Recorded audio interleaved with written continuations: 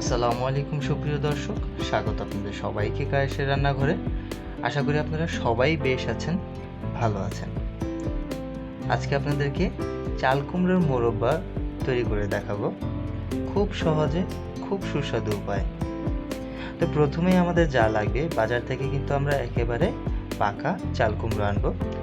পাকা কিনা চাল কুমড়োটা সেটা আমরা তখনই বুঝবো যখন আমাদের হাতে এভাবে সাদা সাদা পাউডারের মতো লেগে থাকবে।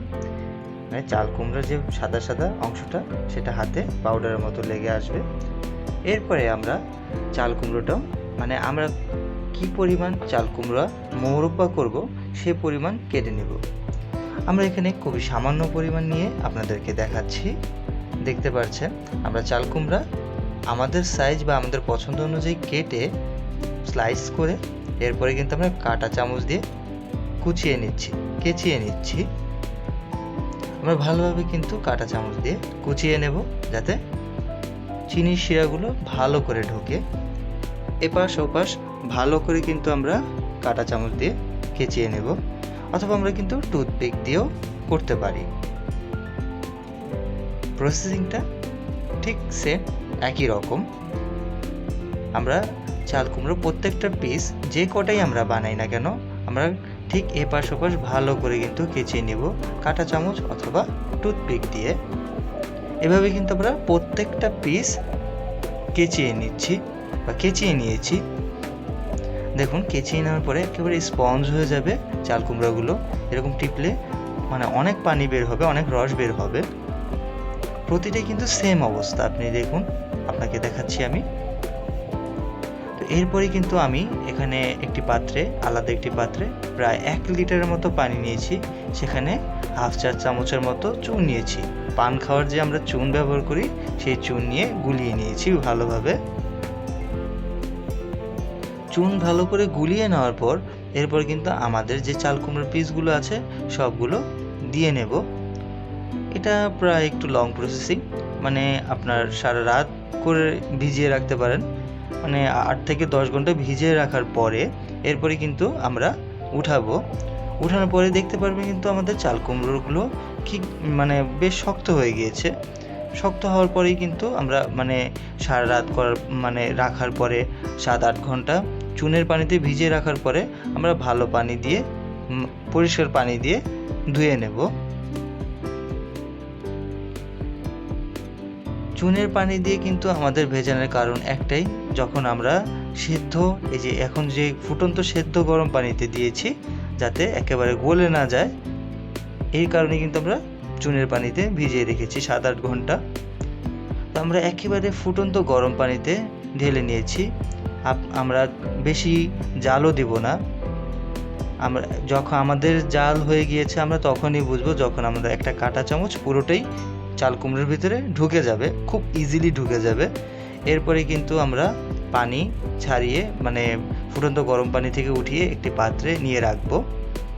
ঠিক সে সময় কিন্তু আমরা 1 বাটি পরিমাণ চিনি দিয়েছি, চিনিতে ভরে দিয়েছি পুরো পাত্রটা। এরপরে এপাশ ওপাশ ভালো করে কিন্তু চাল কুমড়োর সাথে চিনিগুলো মাখিয়ে নিব অথবা মিশিয়ে নিব। ঠিক সে সময় আপনি দেখতে পারবেন চাল কুমড়োর সাথে যে পানিটা আছে সেই পানিটা ছেড়ে দিচ্ছে, বা চিনিগুলো কিন্তু ঠিক গুলে যাচ্ছে।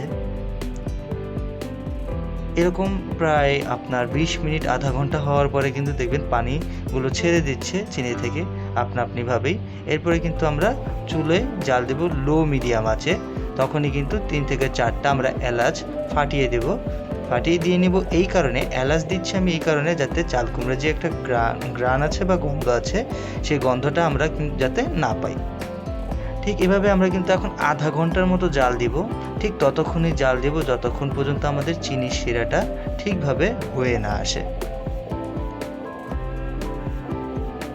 আমরা তখনই বুঝবো যে আমাদের চাল কুমড়োগুলো প্রস্তুত হয়ে গিয়েছে মোরব্বার জন্য, যখন আমাদের চিনির শিরাগুলো দলা হয়ে যাবে। ঠিক এরকম, একটু ভালো করে দেখুন, ঠিক এরকম দলা হয়ে যাবে, চিনির শিরাগুলো তৈরি হয়ে যাবে। ঠিক এই পর্যায়ে কিন্তু আমি পরিবেশন করে নেব আমাদের মজাদার চাল কুমড়োর মোরব্বা। প্রসেসিংগুলো কিন্তু খুবই ইজি, একটার পর একটা ধাপ কিন্তু আপনি ঠিকভাবে রাখলে কিন্তু খুব সুন্দর করে হয়ে যাবে মজাদার চাল কুমড়ো। এখন আমরা প্রায় রেখে দিব 12 থেকে 14 ঘন্টার জন্য, মানে রেখে দিব যাতে আমাদের চাল কুমড়োগুলো ভালোভাবে মানে ভেতরে চিনিগুলো ঢুকে যায়, জুসি হয়ে যায় এবং একটু শক্ত হয়ে যায়। ঠিক এরকম আবরণ ধারণ করবে, মানে চিনিগুলো শুকিয়ে শক্ত আবরণ ধারণ করবে। এই চাল কুমড়ো কিন্তু আপনি বিয়ে বাড়িতে দেখেন, যে কোনো অনুষ্ঠানে দেখেন, এটার স্বাদ কিন্তু অবশ্যই পাবেন জর্দার সাথে। তো আমরা চাল কুমড়ো কিন্তু এটা কিন্তু আমরা বাইরেও কিনতে পাই, কিন্তু বাসায় হোমমেড এটা কিন্তু অন্যরকমই স্বাদ আসে, অন্যরকমই গ্রান আসে, মানে টোটাল ডিফারেন্ট। হোমমেড তো হোমমেডই থাকে, মানে বাসার খাবারের মজাই অন্যরকম, সুস্বাদু হয়। তো আশা করি আপনাদের কাছে আমার এই রেসিপিটা খুবই ভালো লেগেছে, চাল কুমড়োর মোরব্বার রেসিপি। তো সবাই ভালো লাগলে অবশ্যই কমেন্ট করবেন, কেমন লেগেছে আপনারা অবশ্যই জানাবেন। সবাই পাশে থাকবেন, সাথে থাকবেন, কায়েসের রান্নাঘরের সাথেই থাকবেন। এরকম নিত্য নতুন ভিডিও পাওয়ার জন্য আমার সঙ্গেই থাকবেন।